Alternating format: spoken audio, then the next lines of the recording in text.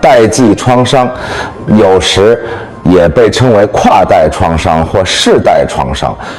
指的是代代相传的情感、心理甚至身体上的创伤。这些创伤可能来自艰难的生活经历、未解决的痛苦或不健康的行为。我们的祖先从未有过治愈这些创伤的工具，认识不到这一点的话，没有处理好自己创伤的父母和祖父母，可能会无意识地把创伤传递给他们的孩子，造成情感痛苦、有毒行为和未解决创伤的循环。这支影片我们将探讨如何识别到自己家庭中的代际创伤，以及为了我们自己和我们未来的世代，我们可以采取哪些步骤来开始治愈。让我们进入第一步，学习如何以同理心和开放的沟通接近我们的父母。有没有小伙伴曾经觉得自己和父母的关系很紧张，但不知道为什么？也许有人会告诉我们说，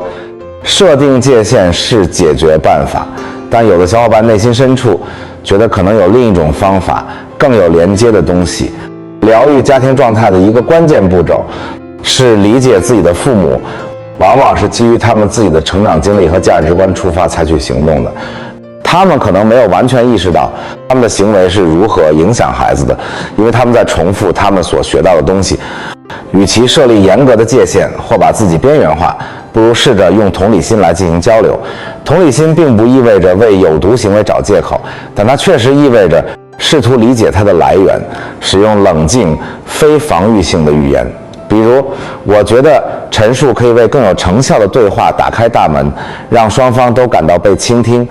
而不是引发防御心理。陷入将过去的痛苦归咎于父母的陷阱是很容易的，但这往往会导致更多的冲突或情感封闭。相反，关注行为如何影响眼下的自己，同时避免使用指责的口吻。当责备烟消云散时，孩子和父母都可以在这件事情上反思一下，不要把界限看作是把自己和父母分开的高墙，把他们看作是建立理解的一种方式。界限不是把别人拒之门外，他们是关于找到双方都感到受尊重的共同点，找到折中方案。意味着理解父母的意图，即使他们的行为并不总是健康的。通过学习与理解沟通，我们可以帮助打破可能已经代代相传的有害行为的循环。疗愈并不总是意味着要边缘化自己，它可以是通过更健康的沟通来改变关系。真正的治愈发生在我们学会理解彼此的时候，即使经历痛苦，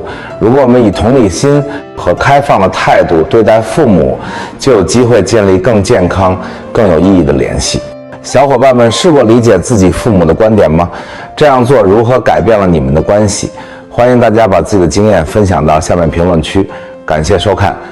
记住，治愈可以从一次对话开始。